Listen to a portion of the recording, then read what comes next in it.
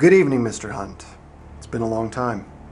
Over 30 years ago, you chose to join the IMF, and because of your unique natural talents, your government created a partnership with a studio in Hollywood and began carefully selecting missions that could be partially declassified and adapted into the Mission Impossible films. We carefully considered the rising stars and selected 33-year-old Tom Cruise to fill your shoes and represent you on the screen. He has become a reliable and bankable component of your ongoing on-screen adventures. The early stories focused on the real intrigue and mysteries that are the core of so many of your missions. They did not shy away from analyzing clues and brainstorming solutions, but through the years became increasingly reliant on flashy, iconic action set pieces. Mr. Cruise was magnificent in approaching each with an unflinching commitment to realism, frequently putting himself in very real harm's way, and all the while remaining fully aware of how it impacted the business. It's because I broke my ankle. We had to shut down. So are you fully recovered? Are you well? It's still broken, but I'm doing well. But that's nuts. We have a release date, so we got to keep going. So it's keeping me up. Okay, so here he goes. Look at that. Whoa, and whoa. Here is why Tom Cruise gets paid the big bucks, okay? I knew I broke it instantly. So you're down. Now, anyone else would go, well, that's over. No. Up he gets, and he's running. Phenomenal. Despite that, the adaptation of your last mission was a failure. With a budget of $291 million, it is one of the most expensive films ever made, but it cost pales in comparison to the upcoming Mission Impossible 8.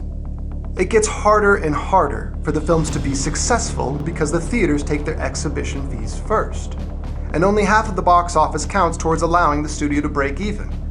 Budget aside, the film is starting to make allowances for Mr. Cruise's age.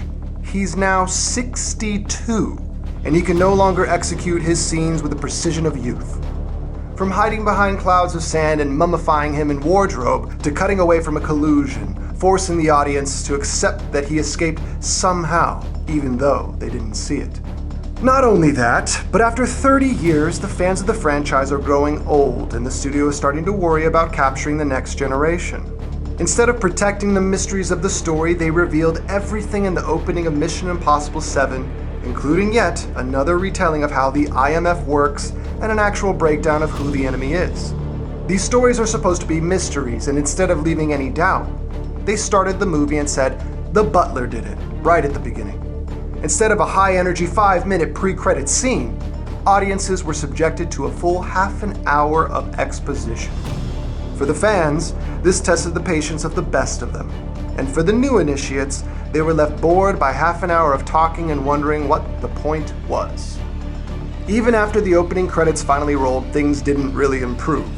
There's a protracted car chase, played more for laughs, where Mr. Cruise didn't even do most of the driving. A motorcycle jump that was done for real, but then buried in so much CG it may as well have been faked.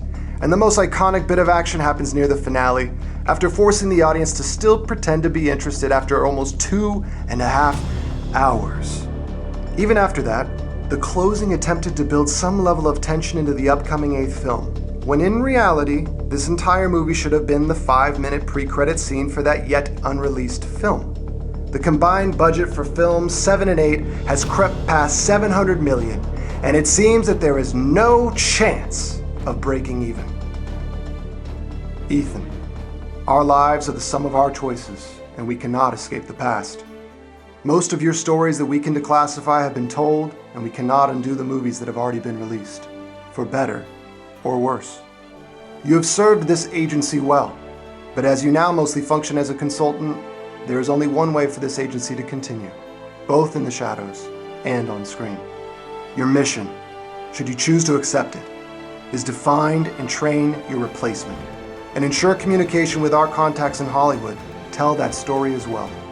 In the field, we believe Gary Unwin, street name Eggsy, codename Galahad, to be a prime contender to consider. He has done great work for the Kingsmen, and we believe his skills would translate rather well. But we've also assembled a portfolio of other candidates. As always, we leave your choices in the field to your discretion. In Hollywood, we believe young Timothy Chalamet to be in prime position to take up the franchise lead. He is approaching the same age that Mr. Cruise was in the first film, and he was able to lead that franchise for 3 decades. Timothy's star is clearly on the rise. He has been nominated for an Oscar and has recently demonstrated that despite his signature slight frame, he can handle heavy-duty action and command incredible presence.